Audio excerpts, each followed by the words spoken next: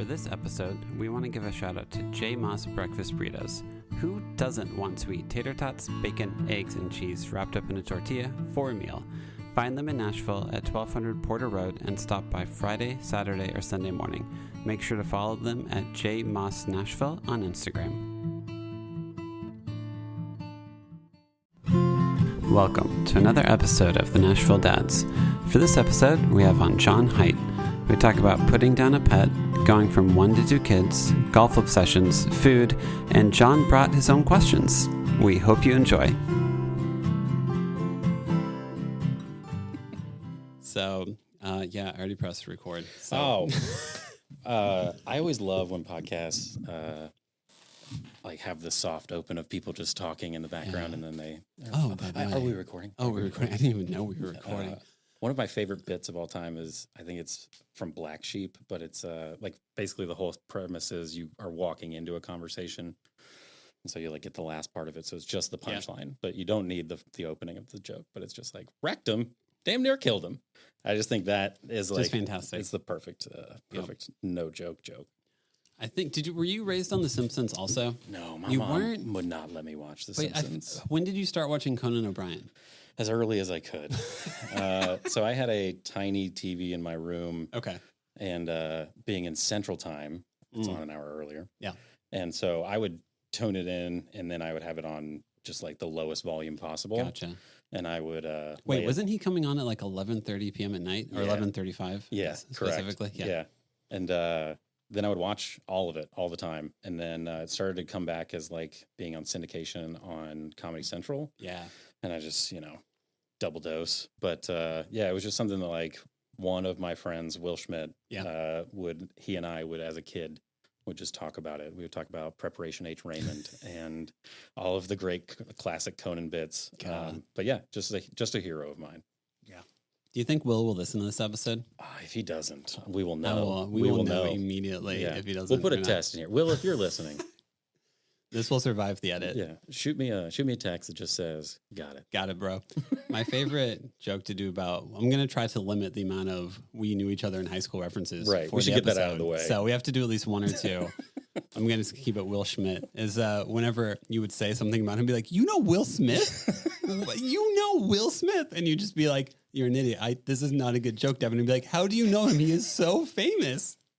And just keep that bit going for as long as I could. I know, and he's had a rough couple years, Will Smith. So I actually needed to check in with him. Yeah, okay, that's good. If he's still getting jiggy with it, but might be. We went to high school, not to the same high school, but we knew each other. Yep. In high school, and we are both proudly alumni of 90.7 WPSR. The pisser. Whoopisser. The pisser. Which I don't know I think you may have been there. Did you go back? Did we go back? So after they moved to the technical high school. I went one time to the technical high school. I did too. I don't know if we went together, but Probably not. It wasn't the same. It's not the same versus Central High School. Just a random closet. Yeah. With 10 kids broadcasting music. Yeah. Just completely unchecked. And just with a live microphone. Yeah, basically. Blasted into what I would imagine would be Whirlpool Corporation only. Pretty much. We only got in trouble once. Yeah. It was only bad if the teacher was listening. Yeah, if the teacher was listening, then I think there's one time I made someone giggle while they were reading something. One time I definitely put bagpipes underneath someone while they were reading a story. Tracks. But no, I think fondly of my time in 90.7. I had a great time. To have that in high school at that time was just such a luxury that had I known, I would have stayed in high school longer. Yep. But no, it was fun. We got to basically play some music, hang out, talk, learn how to type copy really quick, and condense stories. I mean, the skills that I learned in radio, I will say, are more applicable to what I value today in my business career. Yeah, more than geometry or trigonometry, obviously, but. Just being able to think on your feet and be okay talking. Yeah. The live air is a great sort of catch-all for what you're afraid of. But pretty much, it was a lot of fun. And we had people call in, and my dad would call in. Oh, would he? Yeah. So I'll tell one early Jonathan high school radio story. My dad tells the story from a different angle, which I think is even funnier. Yeah. But it was the Wednesday before Thanksgiving. the Tuesday that week. And so my dad texts me and he's like, "Hey, can you play a song for me? I'm at the house and just want to hear something." I'm like, "Yeah, sure." I think he requested a specific Aerosmith song. And so I'm like, "Yeah, great. It'll be coming up." And come back from a song and I just say, "All right, this one is a special request going out to somebody special." And I just start playing Cats in the Cradle. Yeah. And my dad tells the story from his perspective of just standing in the kitchen of the house, getting ready for Thanksgiving. It's my senior year. He knows I'm leaving and he just like starts crying. And then his phone buzzes and he gets a text from me and it's just, "LOL, JK, your song's next."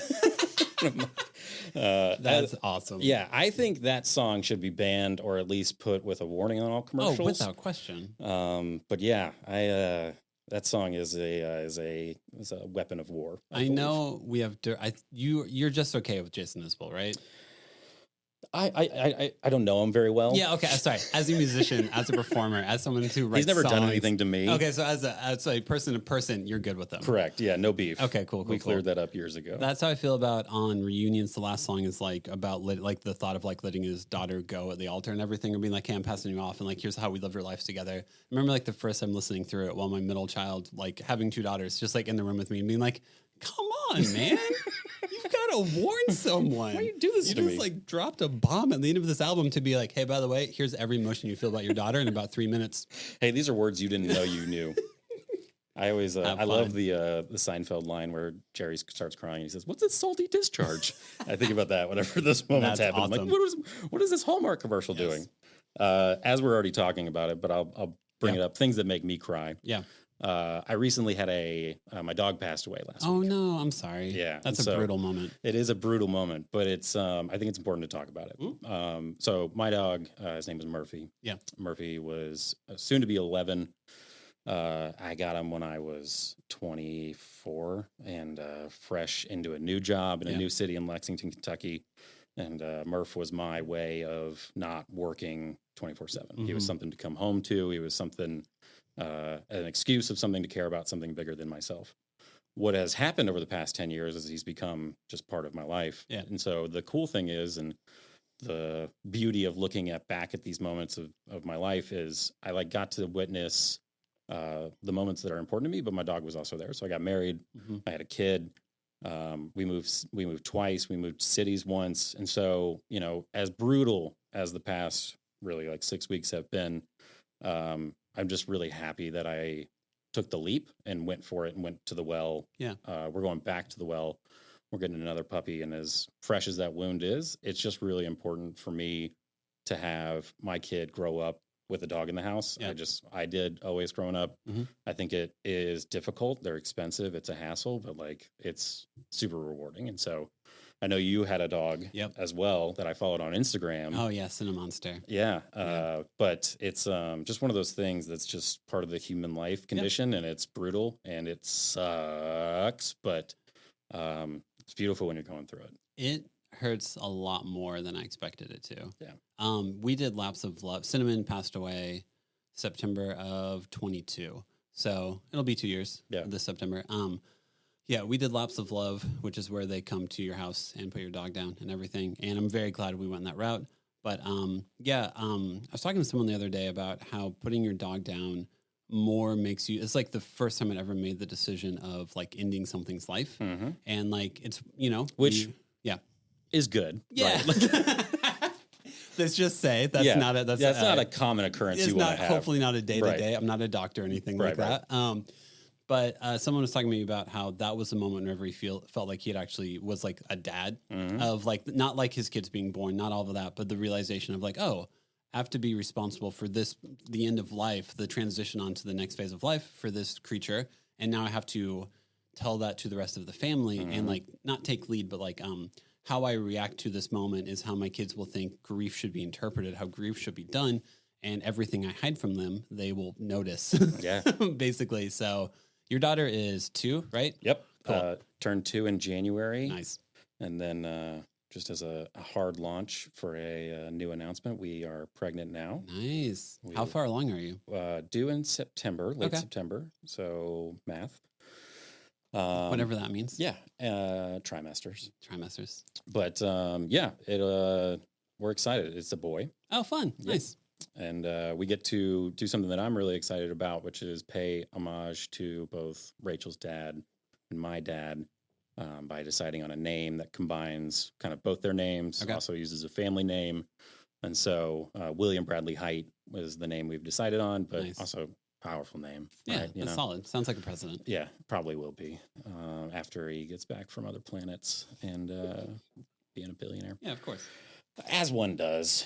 Also, let's talk about how not set unrealistic expectation for your children. But we're super excited. And so going from 1 to 2, which will be an adjustment. We'll still play man-to-man, but it'll be good. So any advice you have off the rip? Any advice I have is you'll become, I guess, discussion of reality, you will be best friends with your firstborn. Because there'll be so many moments in which your wife will be trying to catch up on sleep, breastfeeding, or doing so many things with the younger one. I feel like the reality of the first 2 years of life with your kid is they pretty much always prefer the mom than you. And you're like sitting in the waiting room the entire time, like, all right, when's the time? When's the time? I'm in the on-deck circle. Like, exactly, yeah. Hey, I'm swinging. Let me in. Like, I actually would love to play. I would love to be a part of this moment. Put me in, coach. She screams every time I touch her. So I clearly am not helping. Yeah, we're going through that right now where it's a very, very mommy-friendly right now, which, is fun in a store. Whenever I walk up to the cart and she's just like, no, daddy, go away. Okay, she is mine. And the good thing I have is she is very much a carbon copy of me. Yeah, she looks a lot like you. And so I always made the joke whenever she was a baby and she would be in the stroller and she'd be crying or covered up or something. And I'd be like, I can show you. She looks just like me. I didn't steal this baby, I swear. But yeah, in the store, I used to bring this back to a story about how I was a terrible child and would do terrible things to my father. Yeah. I used to you do the stranger danger joke at Target to my dad, which I'm sure he loved. Now I'm terrified of that. Yeah. It's a little different now in this day and age, but still a funny bit to to go through at least. We actually, when Joe Willis was on, he was talking about how he has a 2.5-year-old and she calls him Joe, and he's whenever just randomly. So he'll be like, I'll be out in public, and she'll be like, hey Joe, and he's like, she's my child, just so you know, it's Mr. Joe. It's Mr. Joe for this scenario. My dad is Joe. It's Joe. Oh man. No, I mean, really, that's the only advice I have is you'll spend a lot of time with your firstborn. Good. There'll be lots of moments in which you'll figure out hey, I'm going to go take her. We're going to go get a donut. We're going to go get a muffin or something like that. Just so, because that's the only way. Did your wife, was she able to breastfeed? Mm-hmm. Okay, cool. Yeah, I felt like those were the moments where Heather would be feeding the newborn baby, and then the older kid would be and it would be but I want attention too. Right. And it's so someone climbing on you while you're breastfeeding isn't really the best experience from what I could visually see. I would imagine. So I would think so. I feel in those moments to be hey, you're going to scream for 2 to 3 minutes whenever I pick you up and take you out of the room, but then just figure out how to get you distracted because that's it. Try to put yourself in her shoes as much as possible. Her entire world just changed. She has another small human here. She's not the center of attention anymore, and you're guiding her through it. So, wow, didn't write it. Yeah, you got to write. Yeah, you got to write that one down. And just you'll be tired. I don't really I feel like I've said before. Also, our first 2 kids are 23 months apart, and if you ask me what the first year of life was like for Magnolia, the middle child, I have no idea. At some point in time, Holly would put to sleep in our bed, then she ended up coming downstairs. So after a while, we co-slept with Magnolia and Josh. So we actually just went ahead and took Holly's bed and put it in our bedroom because we're every single night you come downstairs and then or fall asleep on the steps. So what are I don't know how else to problem solve this. So I'm just gonna go ahead and put your bed in our bedroom and we'll see how this goes. And then whenever I looked at it from her point of view, it is basically, hey, we're putting you in a room by yourself and the rest of your family is leaving and telling you to go to sleep. Everyone you love will be over here. You stay here. You stay in here. It's dark. And then suddenly that child starts acting out and you're like, oh, okay. What is wrong with you? How dare you do that? One thing we did with Cinnamon whenever she passed is we actually, I'm a very weird person for multiple reasons. Obviously. But I always want to lean into discussing grief and sadness because I'm a very sad person. So with Cinnamon, we actually bought a gravestone or tombstone and have it in our garden in our backyard. So if any of our kids are ever like, I miss Cinnamon, like we actually go out there and like have a conversation with Cinnamon at the tombstone, as opposed to being like, no, we can't be sad about that. Like, we're just like, I miss her too. She was a good dog. Yeah. Do you want to go like say, hey, we hope you're doing well wherever you are to her gravestone? Yeah. We had Murph cremated, and while I have the platform, shout out to Blue Pearl over here on 21st. Yeah. They amazing. I mean, as terrible as that experience could be. Yeah, absolutely. It's wonderful. Awful. It's awful. Extremely empathetic, very kind, extremely communicative throughout the whole thing. And so, Dr. Blumenthal, I'm sure you're listening. I appreciate everything you've done. But yes, I got him cremated, and so they did a really nice thing where they put him in a beautiful box. They have his name engraved on the top. Cool. But yeah, we picked him up, and like we're in the car, picked our daughter up from daycare, and my mother-in-law gave her a woof woof, like a little stuffed animal that looks like Murph. And so we're driving home, and we pick him up on the way, and it's just sitting in the kind of floorboard at my wife's feet, and Ruth in the back is just like, my woof woof, I've got my woof woof. And I am silently sobbing. Yeah, absolutely. In the front seat of just like, you do. You do have a woof woof. I wish I had mine. And so, yeah, I've tried not to like, obviously outwardly cry about it, but I'm also not shied away from like, if Ruth asks questions about it, or she's young enough to where she doesn't really know or understand or really like clock the situation very well. But it's one of the reasons we're going back to the well and getting another dog is just she loved Murph. And then to have, her grow old with another dog, I just am excited for that. And to have a little boy have an experience with a dog, I just think it's going to be awesome. And so we know it's going to be hard. Like puppies are hard. Don't get me wrong. But it's worth it. I think when Josh turns 5, so like in 3 years or 2.5 years, that's whenever I'll be willing to have the conversation. Yeah. Because right now, just be me trying to take care of a 2.5, almost 3-year-old and a puppy. Yeah. At the same time. And that's what we knew that too, of like, if we don't do it now, in this gap in between, we're going to wait 2 years. It's going to be like 3 years, And I didn't want to wait. Yeah, of course. And so this summer will be nice, be out, do walks, do all that stuff. Yeah. Speaking of walks. Did you bring note cards for questions, or did you write down bits that you wanted to act out on the podcast? That's a great question. Speaking of walks. That's for me to figure out. Good. I love your affiliation with Shelby Bottoms. Oh, yeah. Have you looked at Shelby Tops? No, I haven't. Okay.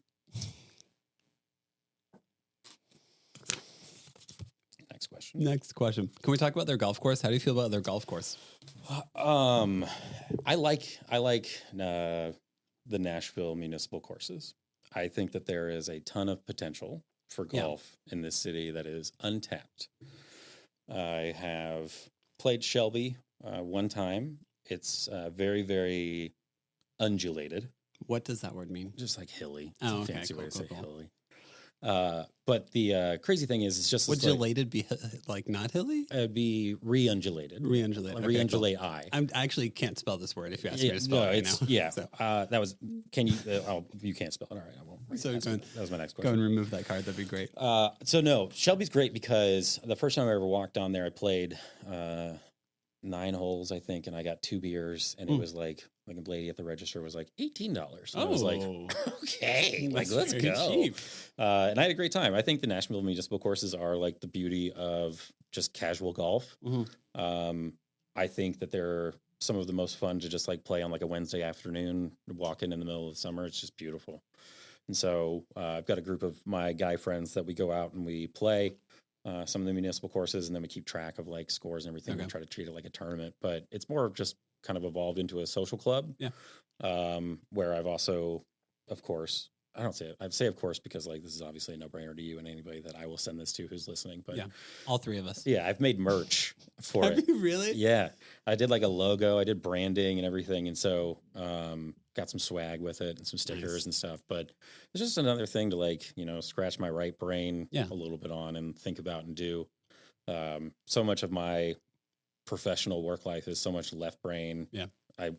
For those listening, I work in distribution, which is not the world of creativity that art is. And so to kind of have a little bit of experience flexing that muscle a little bit's fun. Yeah. And so I like to do that. One of my friend's favorite jokes that he ever told me was, I think I told him like, hey, I went to this concert the other day. And he was like, that's weird. Didn't know my phone didn't work. It's like, your phone doesn't work. I was like, yeah, you didn't call me. You didn't text me. You didn't say what was happening at all. So clearly my phone must not work since you're inviting me to these things. I got to go AT&T. Good call. So now I know you have a group of friends that I'm not involved with. I will who say, play Devin, golf. the first time I came to Nashville, and this is for the I record, am awful at golf. So I got out of my car. I gave you a big hug, and my first question to you was, "Do you play golf?" I And you probably were like, said "No." no. And I was like, "All right, well, yeah, I was just asking." Like, Just asking. I wasn't forming a group or anything. There wasn't a social club behind there this wasn't. question. No, well, actually, I made all that up. We don't do that. That was That's a it. bit. That was a Do bit. not Google Jon Hight's best golf buddies. Don't look up For later. Nashville Municipal Golf Club on Instagram. You will not see constant pictures of you smiling, enjoying your life with people who aren't me. Yeah. No, that does That not does not. exist. After I would delete it. John is currently pulling out his phone and frantically typing into Instagram. It's fine. It's fine. Face ID, what? I only do miniature golf, so I only do whenever you downsize. Yeah, you guys got the inside access to that. Yeah, with that putt shack. Yeah. That was fun. It looked fun. That was good.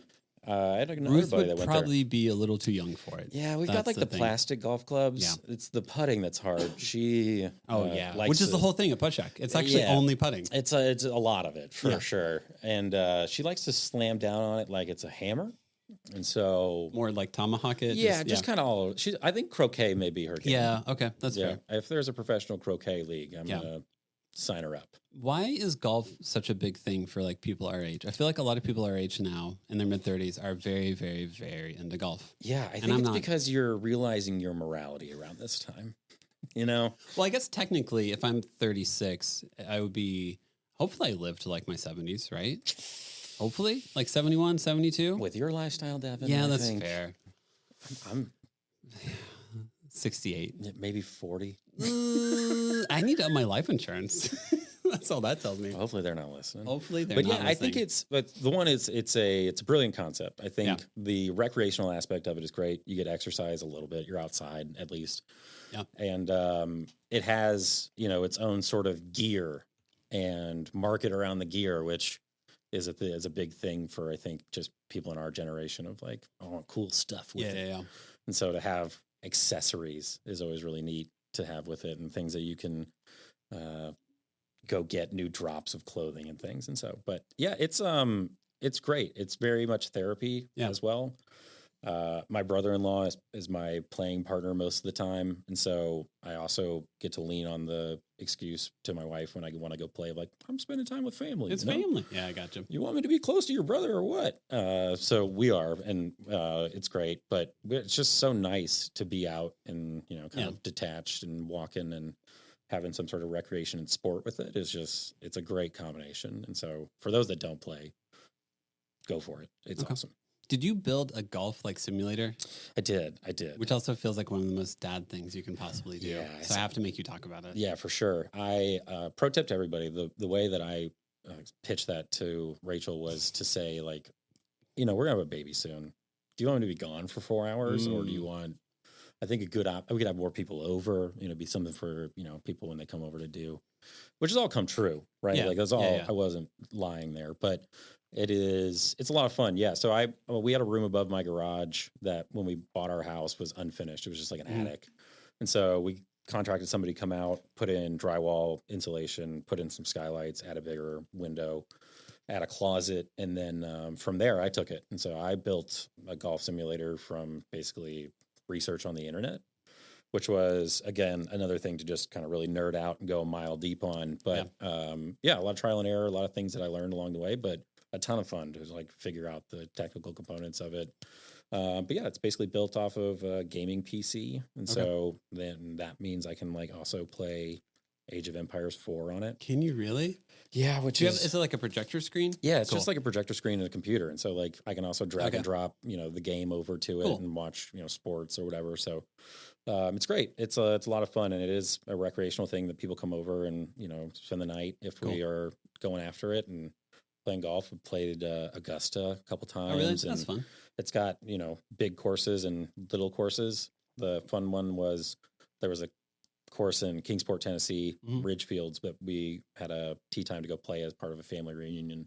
But it showed up on the simulator a couple of weeks before that, and so I played it. I like practiced it. Oh, really? I like went and just only course I played. I tried to play it a couple times a week, and so when we finally get out there, I'm like, oh, I feel like I know cool. this one, and it really is nice to like go in obviously with a couple practice rounds under your belt. But I will say the downside of having a golf simulator is that people assume that I'm really good at golf. Yeah. I would like to just have this also for the record. I am not. That's That's why okay. I have a golf simulator, is to get better. But I also love that concept though of I feel like people do that of like, oh, you must really like you must be really good at cooking because you do it all the time. It's like no. I'm actually just trying to stay curious and try new things consistently. It's bad. It was like, bad. Yeah, much worse. My mom has told me multiple times like if you want to be a good cook, you have to be okay with being a bad cook a lot of the times. But there's the assumption of like, oh, you have a golf thing, so you must be really good at it. And it's like, no, I'm actually so bad that I got this. Yeah, exactly. That's why. The reason I built it was merely out of frustration. Yeah. Though. I went to McCabe twice. Okay. And both times the driving range was closed. No reason. It was a beautiful day. Other people were driving up, trying to get their bag out of their car and walk up and be like, what? Yeah. And so I got so frustrated that I built a golf simulator in my house because it shouldn't be that hard to hit golf balls in this city. Do you actually like hit, when you do the golf simulator, you put a physical golf ball down and hit it? Oh, yeah. Like do you hit it against a bed sheet? It's a screen. So it's like a projector screen that has a pretty thick, just thickness to it. And then it's on bungees around it. And so it kind of has some flex and then the ball kind of trickles back to you. And that took some trial and error, knowing how hard to hit that. And then obviously like the rule I have at what we call the swing shack, which is the golf simulator, is that if you hit the wall, you make a dent, you got to sign it. Okay, that's fair. And so I am okay with people hitting the wall. Like I built a golf simulator, you kind of got pretty much cost of doing it's business. Like putting a dartboard in and being like, how dare you miss the dartboard? What are you doing? Yeah. You're not Rory. Come on. Yeah. So the only person that's had to sign the walls is me. Have you invited anyone else over yet? Oh yeah. That's There is one on the ceiling for my brother-in-law. Seriously? That my ladder can't get, which is the only reason he hasn't signed that one. But is he short? No, he is 7'3". No, I'm Wait, kidding. what? No, I'm kidding. He's about my height. He's about your height. Cool. Yeah. Did you just switch jobs recently? I did. Because you were at Amazon for quite a while. If I'm allowed to say. Yeah, I can speak about it. The NDA should be absolved. Well, at that this would point. assume that someone listens to the episode. Well, so that's I'm sure Jeff Bezos is a frequent listener. Jeffrey Bezos. Long-time caller, first-time listener. I did. So I worked at Amazon for a little over a decade, close to 11 years. And then recently I switched jobs to a company called Pattern, which does e-commerce aggregation, which you don't know what that means. Because it's not a real thing. Right. It is. So say you're a brand and that brand wants to do e-commerce sales, but you're a brand that does luggage. And so you don't know how to do e-commerce. Pattern will essentially take your inventory and do hands-off, behind-the-scenes e-commerce sales to help you win the buy box. Okay. And that can be across different marketplaces and everything. My role with Pattern is to help them onboard and support a growth of their reverse logistics, which is the business and concentration that I always have worked in, which is customer returns and packages flowing back from customers into the supply chain, which most companies just don't care about, don't do anything with. Most of the time they just like farm it out, but a lot of that product is still good.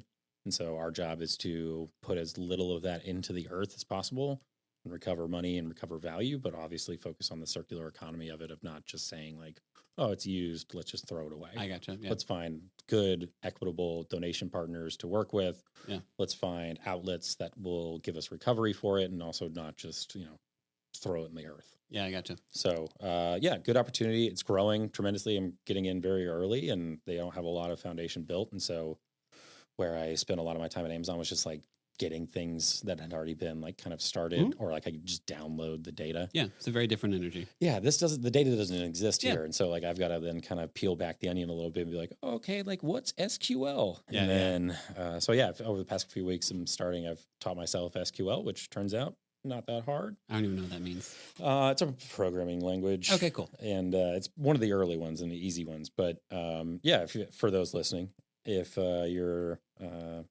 thinking about getting into programming, like SQL is not hard, just do it. Just like, and also ChatGPT will help you. So just like, ask it.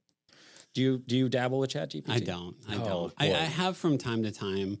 Devon, you're missing it. Devon. So one time there's a guy who came on who produces music, and he lives next to Percy Priest. And I was like, what's it like living over there? And he was like, it smells like sunscreen and coconut rum during the summer. And I was like, I'm going to use ChatGPT and turn this into a song. Oh, you can. And ChatGPT wrote me a country song in which the chorus was about Malibu rum and suntan screen lotion. And I like read the lyrics and I was like, this could legitimately be a real song. I think most of the songs have come that way. I just have to create a 4-chord progression and maybe add a 5th one for the bridge. Just ask it to do that. And no, but come on, I got to have some creative input into it. You do. Have you heard country music lately? It's yeah, that's fair. Morgan Wallen's latest album had like 30 songs. It did have like 30 songs on it. Too many songs. It is too many songs. I'm just going to go out and say this. What for those listening? Artists would you be willing too to, many songs. Whenever they release an album for them? Because Taylor Swift also just released her album, which had 31 songs on it. It's too many songs. What artist would you want to release 30 to 31 songs on, and you'd be okay with it? I mean, you know the answer, but would you really be okay with John Mayer releasing 30 songs on one album? I don't think it'd be enough. You would just be like, you could. I'd go back to the well. Yeah, I'd say more, please. You would hear a voice memo of him just breathing, and you'd be like, "Wow, did you hear that? Yeah. That was beautiful. Like, yeah. How can he do that?" Yeah, I don't think there's anything wrong with that. No, outside of old J Dog, 31 songs on an album. That's a lot of songs on an album. It is. It's too many. It's too many. No. I don't know.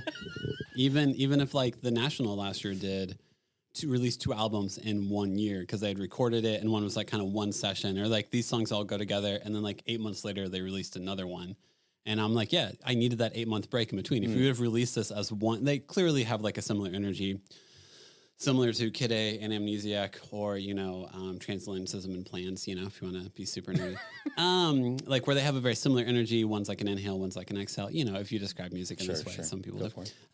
But even then, if you would have released it all at once, I would have viewed every song differently. So sometimes space just matters with music. I'd say Jimi Hendrix.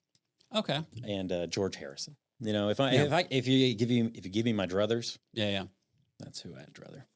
Okay, that's fair. Still too many songs. It's way too many. Because even if I'm thinking of like double albums, what's my favorite double album of all time? Probably Melancholy, Infinite Sadness by Smashing Pumpkins.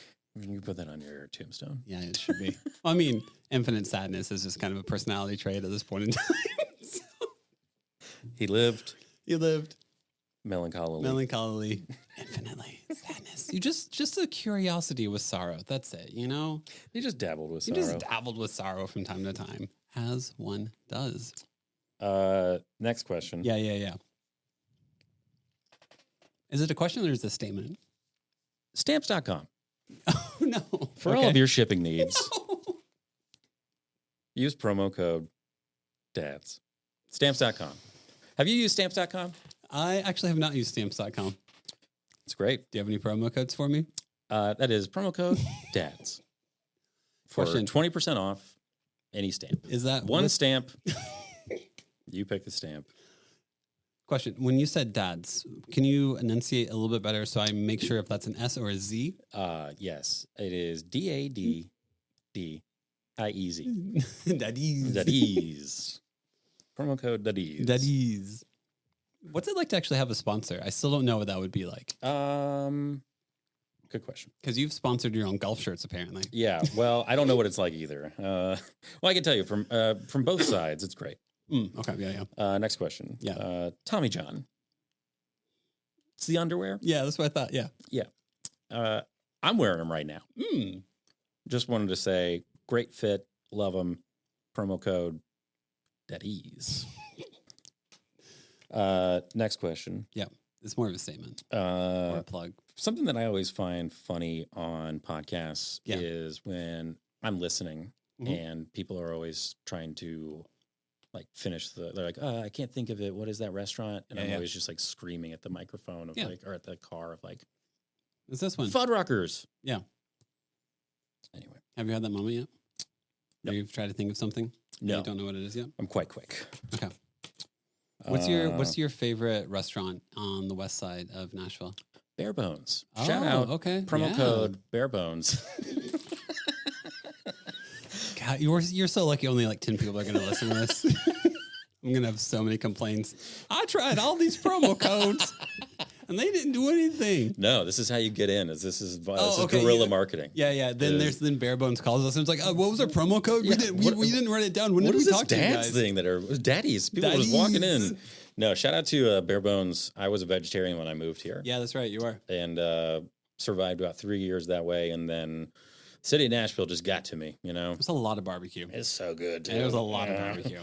And just got tired of being tired and not eating well. Yeah. And I wasn't a good vegetarian. I'd have like ice cream for breakfast and be like, That's not, at least it's not meat. That's not. But, to each their own. But yeah, Bare Bones is fantastic. Did you actually consider yourself a vegetarian? Oh, yeah. Okay. No, I would. And I didn't eat meat. So it was truly vegetarian, but I was not a healthy person. I gotcha, yeah. I know a lot of people are like, I'm vegan. I'm like, you eat a lot of salt. Yeah. That's not, you're not really healthy. Potato chips are vegan? Yeah, like, oh, cool. You should not base your meal on these pepperonis were gluten-free. Yes, they were. No nitrites. No nitrites. I'm good. Nitrates, though. A little bit. A little bit. But yeah, Bare Bones.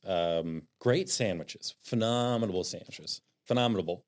And also, we started a list with my wife and I of let's rank them. Okay. And so we've got a rolling tally of which ones are the best. Spoiler alert for those listening. Po' boy. Oh. Po' boy is the best one. As in their sandwiches that they have at Bare Bones? Yeah, just like the regulars on the menu. They'll rotate sandwiches on the weekends. Yeah. But that. Who dat? Po' boy. Phenomenal. What's your take on sandwiches? Do you like a sandwich so big they have to cut I'm glad you asked. 2 meals? Because I was just thinking of and this just happened to me. Fat Belly Pretzels and Bill's Sandwich Palace. Those are my wife and I can split one of those sandwiches, which is great. But then you only get the taste profile of one sandwich, which is at Fat Belly unacceptable. You got to get 2 and split them. Okay. No, I say that because I went to Publix to get a pub sub. Yeah. On Tuesday night, and it may have been the Does end of the night. Does the pub stand for Publix? Correct. Okay, just making sure. No, it's public. And the lady, I must have just been the end of the night, but she loaded me up. But hey, shout out to Publix on the West Side for those listening. From Publix on the West Side. Deli lady. Oh, hey, Deli lady Pam. Honestly, it was too much. Some feedback.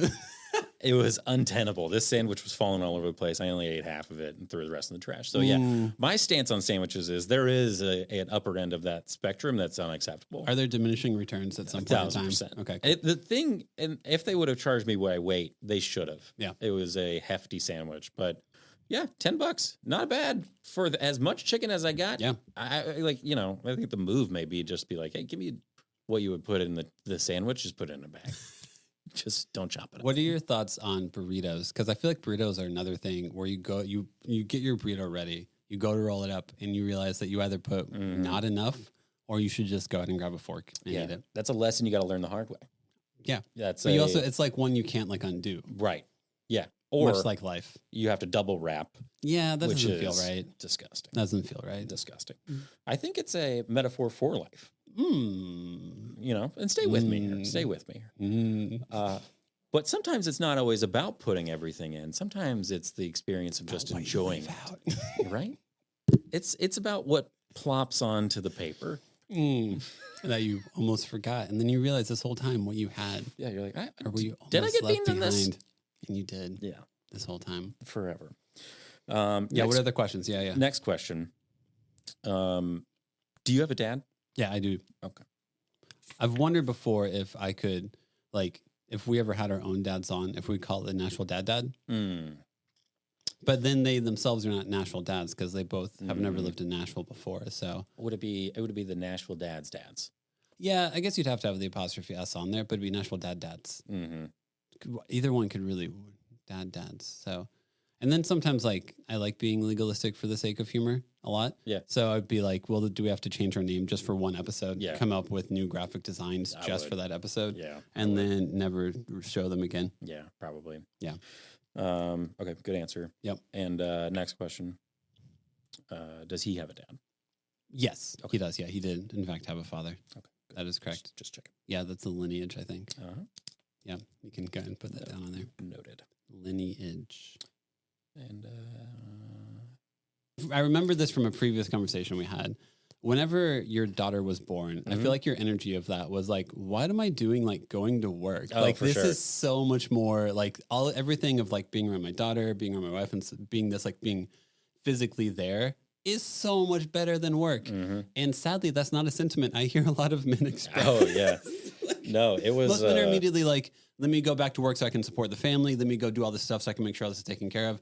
But I haven't heard a lot of men be like, I want to actually be around. Yeah. Like, how do I make sure to physically support this and not just like, here's your pile of money. I'll be back tomorrow. Yeah, I think it's a testament to how much my job sucked at the time. But no, I'm going to say that you're an above average person instead. Well, thank you. Yeah. Put that on my tombstone. Yeah. No, it was a really cool experience to have Ruth born. I went on leave, and on that first leave, it is, kind of a honeymoon experience. Yeah. You don't sleep at all. Nope.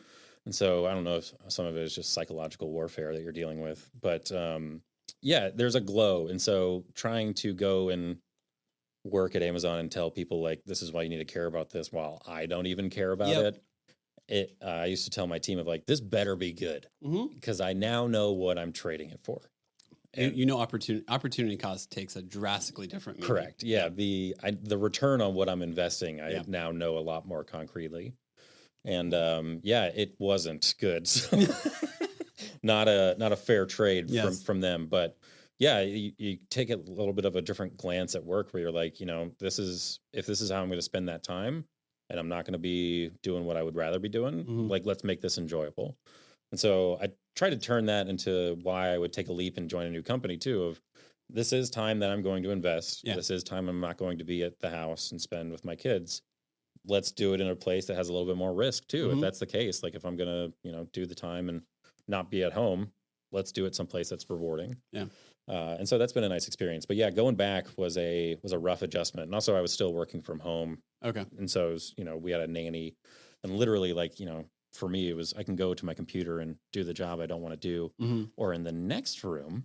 Yeah. Is behind the wall where you can hear your kid screaming and having needs you can't meet right now. Is my baby and we had a nanny who was great for us at that time, but she was a 19-year-old child. And so I was just like, she didn't know what she was doing either. I'm just like, I could go help her or, let's talk about this metric. Basically, that, is important to everybody.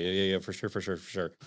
But it was a good experience for me to then also go through that myself and go through those learnings of like, no, you can't just stay at home. Yeah. You have to go do the hard stuff. You have to go and travel, and your kid needs to be able to be adjusted for those sort of things. Yeah.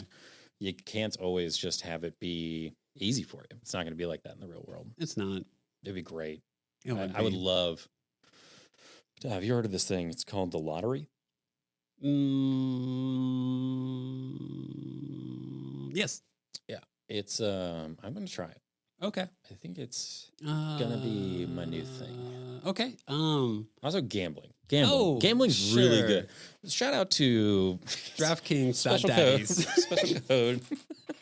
Slowly ruining lives. Yeah. FanDuel. Do you gamble at all? I dabble. Yes. Okay. Also another thing that like is massive now since it's legal. Yeah, it's easy. It's you just pull up your phone. Too easy. Yeah. It's almost like they intended it to be a little too easy. I used to go to Vegas all the time for work, and it taught me early on in my adult life of like, that's a business. Yeah, it is. There's a reason those casinos are so big and everything's so nice. And interesting. It's not because they're giving out money hand over fist there. So if it were that easy, people would be standing at the craps table like flamingos. Yeah, pretty much. Said. And so, but yeah, you take a little bit of a skin in the game while watching a game. It's fun, especially with friends. Just being like, hey, nobody cares about this Diamondbacks versus Cardinals baseball game. Yeah, not so much. I picked the Cardinals. Okay. And then you got something to root for. Okay. Do you think it's like a $5,000? No, I'm just kidding. You spend like $20,000 per pitch. Actually, while I'm here, promo code Venmo me. Promo code, here's my Venmo. And my bookies will promo code bookies breaking legs. Bookies breaking bones. To give me $20. With a Z. With my breaking bones for my next bet. And if I get it right, I will double my parlay. Yeah. It's really funny to watch it kind of like evolve. Obviously, the news a couple weeks ago with the NBA player who was betting on himself. Yes. Which is like what they tell all young athletes. To bet on themselves? Yeah. Yeah, basically. But then when they do it, Apparently it's not good. Wasn't he in Toronto also? Yeah. He probably was like, they can't catch me here. Yeah. International waters. I know. Man of mystery. Man of mystery. The other thing that I find funny, how many times are doctors wrong? Stay with me here. Now, here's what I want to get into in this episode. Have you heard of this conspiracy theory of doctors? No, they... Are you saying they might be human? They are not, for sure. Okay. They are reptilian. No, kidding. I'm not that. But they tell people a lot of times that they're going to die. Yeah. And you know what? Those people don't listen to those doctors. Yeah. They get out there and they live their lives.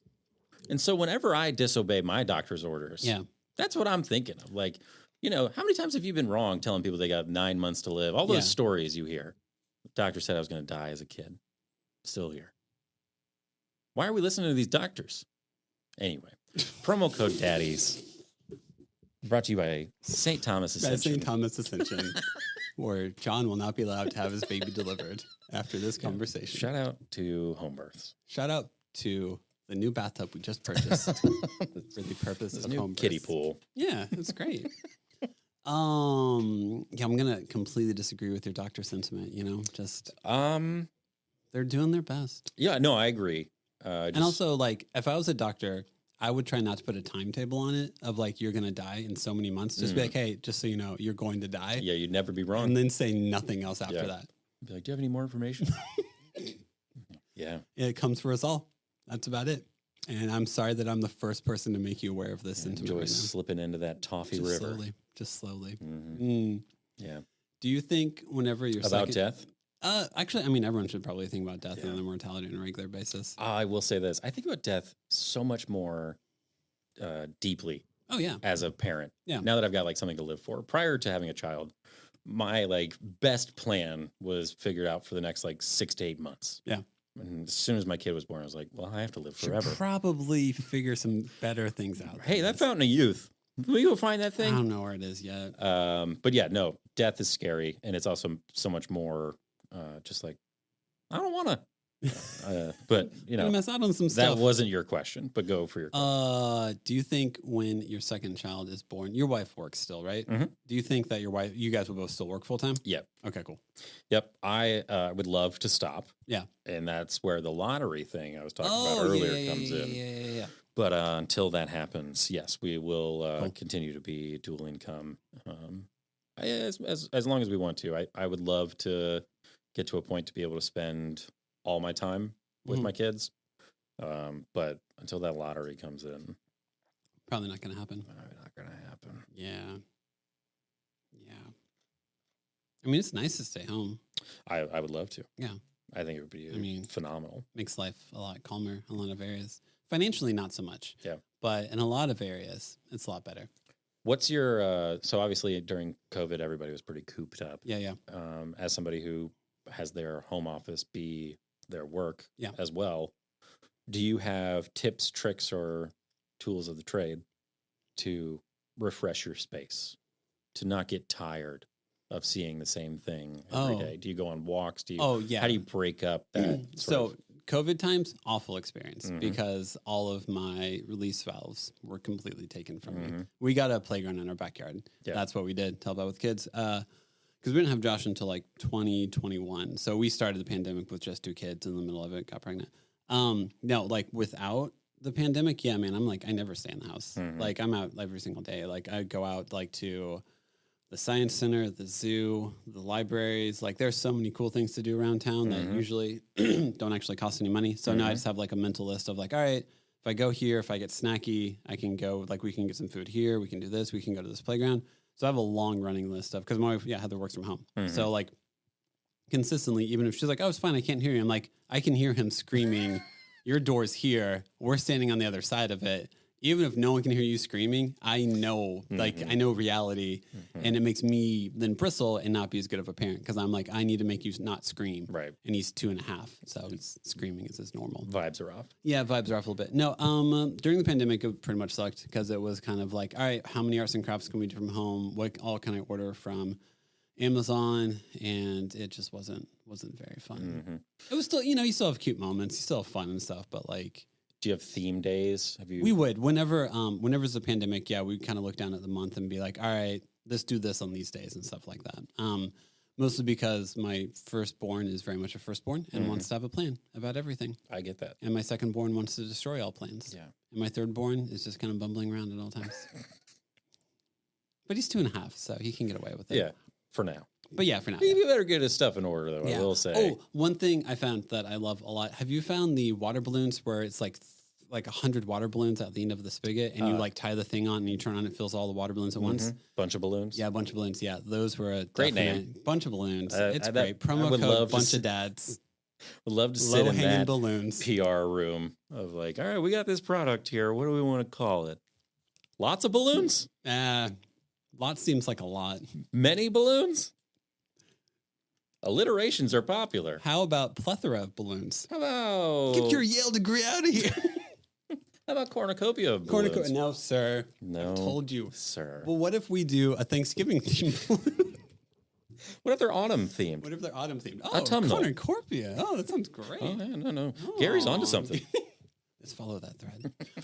Those I feel like we used a lot, but it's still, I love how many things in parenting are like, let's take water balloons as a great example. You fill water balloons for like an hour, something like that. You get stations set up, you get everything ready to go. It lasts for 45 seconds. Yeah. Your kids run out there and they basically just jump into the water balloons and pop like $100 worth of balloons in 5 seconds. And they're like, where are they? Where do they all go? Like, where's the fun? And you stand there and you're like, that was supposed to last the whole morning, not 10 seconds. Yeah.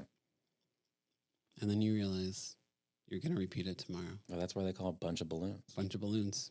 Because it's a bunch of balloons hanging off a string. Promo code Daddy's Balloons. Promo code Balloons Daddies. Balloons Daddies. Although don't Google that. I'm sure that's going to come up. Yeah, I would not. What else do you have on your cue cards?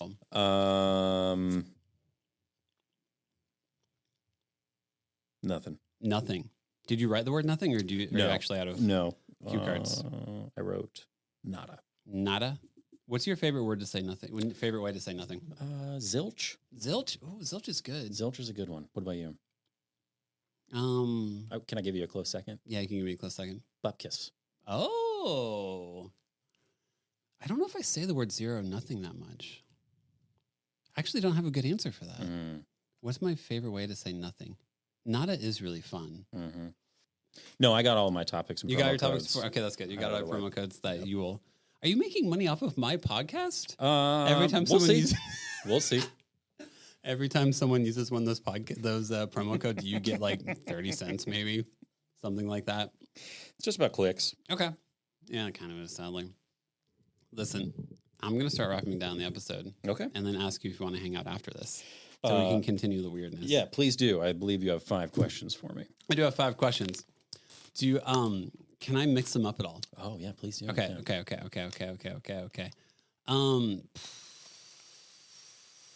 I'll ask you the first one because it does have, it always has sweet answers to it. And I feel like you have good answers for it. Okay, we'll so, see. What were your kids' backup names? Also, how did you come up with your kids' names? Yeah. We had a list. Ruth it was my great grandmother's name. So it was in the front running. I really like the name Riley because it was my grandfather's middle name. So I thought that was cool to like kind of pull that. But we had a backup name. My wife liked Hazel. Okay. Which Hazel Height I didn't really love. Yeah. But now we can't use it because it's out in the public sphere of me not liking it. So I can't do that. But that'd be so good. Hazel, if you're out there in the ether and you exist at one point, please don't listen. She's like, I kind of like my name. Yeah, but no, it was Hazel, and then for a boy, it's always been William Bradley. William Bradley, cool. Yeah. Cool. Next question. Favorite TV dad? I have thought about this. There's a couple answers I'll give you. Yeah. I think Frank Costanza. Okay, yeah. We've gotten him before. Is a great dad. Yeah. His main flaw is that he cares a lot, cares a lot about how people view his family. Yeah. I think that's important. I think obviously the answer you guys get a lot is like Bluey's dad or Bandit. Ted Lasso is a good one. Actually, we've only gotten Ted Lasso like one or two times. Uncle Phil is probably the most common one. Oh, Uncle Phil. Wow. Yeah. Okay. Interesting. I Father figure. Sorry. Ooh, can I ask you the question a second time? Yeah, go for it. Who is your favorite TV father figure? Does that change your answer? No. I think Frank Costanza. Yeah, okay, that's fair. But I think Ted Lasso is a really good one. But I will say I'm a big Ted Lasso fan. Obviously, I think everybody is. Yeah. Nobody's coming in it as a hard like. He's too kind. I gotta hate this show. Yeah, you know how he showed kindness to everyone. Yeah. The funny thing I will say about Ted Lasso is it's basically science fiction because like the whole premise is like, what if a man was nice?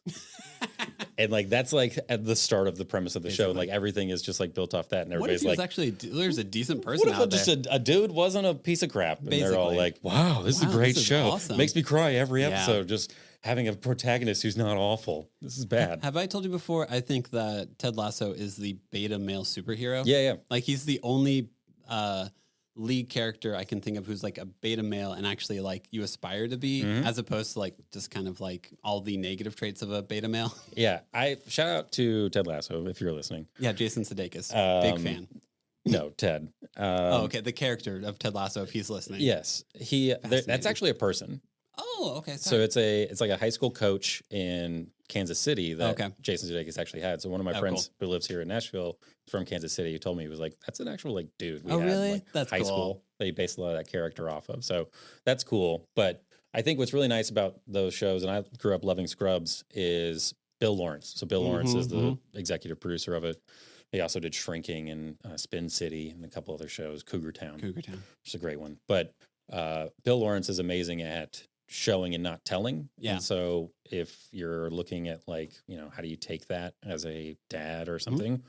One of the things that I really try to do is like that same whole concept of like show, don't tell, like make the action. Yeah.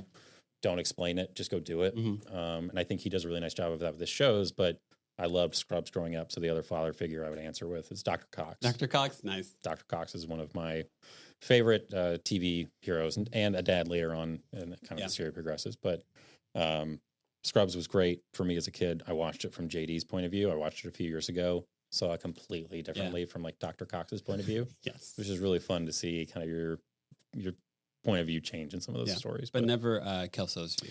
Not yet. Although I do love a muffin. So maybe the janitor's point of view. Yeah. That'd be a good one. He's great. Next question. Least favorite kids show. We've done a really nice job of insulating from the obnoxious ones. Yeah. Cocomelon is up at the top of the list. My kid doesn't know what it is. That's lucky. Yeah. So we've remained diligent about that. I will say the downside of what we have done is all cartoons are Bluey. Yeah. And so I'll be like, do you want to watch like Tom and Jerry?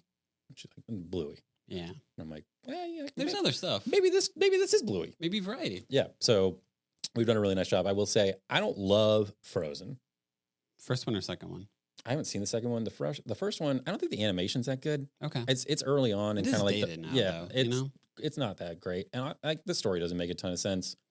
I was complaining about this to my wife and she was like, I think Frozen 2 answers a lot of the questions you have. And I was it actually does. And I was like, I don't want to have to go back to and like do a sequel to figure out why she has special powers. It is kind why do her parents die instantly? Like, it is the... there's just so many things where create a world. The second one you kind of expand on that. No. Third one you type up the loose ends. Well, okay. Well, then explain Airplane 2. Okay, so are you trying to add logic to any airplane movie? Yeah. No, sorry, won't do it. Watch the second Frozen. I won't do it. It's better than you would think. We love Coco. Yeah, great movie because it's awesome. Great soundtrack. Same person did the same music for both of them, for Frozen and Coco. I think it is. No, I think it's the same composer. Yep. Hold on. Hang on, I'll look it up real quick. Yeah, of course I am. No, I'm looking it up. No. Yeah, no, you're wrong. Yeah, I just pulled it up on my computer. Well, no, the reason I say that is because Coco is good and Frozen is not. And so how does that come from the same? Cool. How could it come from the same person? Yeah. He did Coco also. He did music and lyric for He did Frozen, Frozen Fever, Coco, and Frozen 2. Frozen Fever? Yeah, the short in between Frozen and Frozen 2. Right. Whenever Elsa has a cold but still wants to celebrate on his birthday because she feels guilty. My answer is Frozen. Yeah, okay. So it's still that like, and then, you know, she keeps sneezing. It's actually a pretty fun song. She sneezes, anyway, but it's just like... And then when she sneezes, it creates little snowmen. You've never had a real birthday before. It's not good. You're welcome. And the ending. Watch the second one. There's so much death in Frozen. There's like backstabbing. Yeah. There's lying. Yeah. There's like some sort of weird marriage. Mm-hmm. Like it's just very, I don't know. It seems to me to be terrifying. Next question. And this is the one I'll change for you. This is one of my favorite questions to ask people. What's your favorite replacement curse word? Like whenever you know your daughter's listening and she will repeat whatever you say, but you really need to say a curse word because you're mad at something.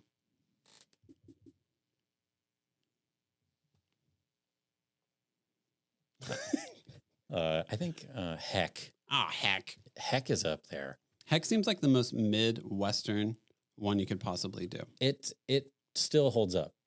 It delivers in the moment. People aren't expecting it. Heck. What the heck? That sounded very Jim Gaffigan-esque. What the heck? What the heck? Jeez. These hot pockets. All right. Last question. Moment of your kid's life you're most excited to be a part of. Oh, boy. I think for this, my immediate answer as I was thinking about these questions was like, all of it. Yeah. But it's a common answer, honestly. It's a cop-out. I gotcha. That's lame. Independently, I'm excited about vacations. Okay. I think as a kid, some of my favorite memories and best memories of things I look back on are trips, are going down to Florida with my family, playing on the beach with my sisters. And when I'm like thinking about my childhood, I'm not thinking about like the random Thursday of 7th grade. I'll pick the vacation memories. And so as somebody now who gets to like craft and design those experiences for my whole family, it's a cool opportunity to think about like, well, where do we want to go? And so recently we've been looking at like where we want to go this summer. And instead of going to the beach or something, we're looking at going to Michigan. Okay. Which is, I went one time as a kid. Yeah. And like, I still think about how cool it was. And so, now as an adult, I get to like do that with 2 kids. Vacations are stressful with kids. They're hard, but that journey is fun. And reminding myself in those moments of being in the airport and being like, this is going to suck on this airplane. I just remind myself like, yeah, and it's fine. Like, it'll be okay. I used to travel a lot for work. Before having kids, would think of people who had kids crying on airplanes poorly. Now, after I have a kid, I'm like, I don't care. They're trying the best. Yeah, go for it. And so as for those listening, if you got a kid crying on an airplane, like if people care, they don't have kids. And basically. So who cares what their opinion is? Pretty much. They have no frame of reference for it. Do you ever listen to Nickel Creek? Mm-mm. You should. They have a song on their last album called At the Airport, which is kind of just Chris Thiele making observations of what he sees at the airport. And one of them is him sitting there, and it's like a woman having a discussion with a guy, and it's like her kid's crying, and it's like this man of business says, like, what are you doing with your child? And the woman looks at him and is like, who are you to assess this job you can never do? Just put your headphones on and mind your own business. And like, I'm like, oh, that is... I feel whenever I watch like someone look down on someone with a kid crying, myself included at times, be like, someone should look at you and be like, who do you think you are to assess this job that you can never do? Yeah, there's a big thing that I've gotten to recently, which is just like the Stoic philosophies. Oh yeah, Ryan Halliday is a big one, but it's up to you if you want to have an opinion. Your opinion is your choice. It is, and so I remind myself that all the time of like, nobody's asking for me to have an opinion on things. Nope, things don't exist for merely to me to judge them. Correct. Just move on, man. Pretty much. Just go about your day. It is one of the hardest things. Get back in 17F and just cram in there like a sardine and be fine. For a slight side tangent at the end, it is interesting to go through your day and what areas you think you're being helpful, and then to take a second and realize like, but who asked for your help? Right. And to hear that not in a extremely negative tone, because that's how I hear that most of the time. Is like, who asked for your help? That's how I hear it in my own head. Who asked you to step in here? And it's just like, no, like legitimately, like here's a situation. Mm-hmm. You're assuming by involving yourself, you will make things better. There's ego and there's arrogance that comes with that. And there's also kindness. Mm-hmm. So all of this exists all at the same time. And sometimes you're helpful, sometimes you're not. As you were saying that, well, we can end this, but yeah. The show, So You Think You Can Dance? What? Hang it. Stay with me. Stay with me. All right. For those listening, yes. Still listening. I always thought that So You Think You Can Dance is like the worst name for a show because it's so arrogant. Yeah. So you think you can dance? There's no emphasis on any word that makes it less mean. Yeah. So, you think you can dance? Or, so, you think you can dance? Yeah. It's all of it is just so arrogant. But every time it comes on or it's on like the channel guide or something we're scrolling through, I'm always just like, so you think there's no you inflection can dance? where kindness comes across with that? Not at all. You can't put it on any word. No, you can't. So you think you can dance? So you think you can dance? So you think you can dance? Yeah, there's no way to say that without condescension. No, coming worst through. name for a show. Be like, so you're not a piece of shit? Basically. So you thought you were good at this. So you wanted to be a millionaire? That's what we should start a talent show and name it. So you think you're good at this? Just see who. So impress me. So impress me. Shania Twain, get out there. You won't. Well, one of my favorite Mitch Hedberg jokes is him being like, if you want to talk to me at the end of the show, I'll be fucking surprised. So, John, if anyone wants to follow you or know your journey, do you want to promote social media or anything like that? Or just be a phantom and a ghost? I'm glad you asked. I have a couple more promo codes that I want to make sure to get out there. JB Hizzle. No, if you see me out and about, do not talk to me. If you're at Richland Farmers Market and Leave I see you, me alone. If you're interested in playing golf or telling funny jokes or getting your golf swing dialed in and don't want to go to a place that's pretentious, hit me up. Yeah. Looking for people that are interested. And if you are looking for a group to play golf with, we'll add you. And if you're not good at golf and your name's, what is it? I get this right. Devon, yeah. Devon Helms. Check my notes. Yep. No thanks. But respect. Appreciate you having me on. Yeah, man. The last thing I'll say is really proud of you, man. This is really cool to see you do this and to have honestly people like Dave Barnes. Yeah, it's pretty legit. I've listened to Dave Barnes for 20 years. Yeah, it's and so really to be cool. Holy crap, that's him. It's a real person. Also, to be on a podcast like this with somebody I know and to be the second most famous person named Jonathan from Indiana. Yeah, that's true. On here, I was just like, all right. Jonathan, I know. Jonathan McLaughlin. You really kind of I know the market here. Yeah, but I think it's great. I think this is a testament to what you can and should be doing with your hobbies and passions. Yeah. And so to see you go and do this and take this leap and take the time and do it and have fun while doing it is awesome. Thanks, man. And so really proud of you. The Dad Walk, great idea. Thanks. I think it's awesome. Your affiliation with Shelby. Tops. Yep. Bottoms. Got Tops. it. I think it's really cool, but it's just really neat to see this grow and Thanks, to man. have you have this sort of outlet is awesome. And so really proud of you. Thank you. Love what you do here and thanks for having me on. Appreciate it. Thanks for wanting to come on. Anytime. Yeah.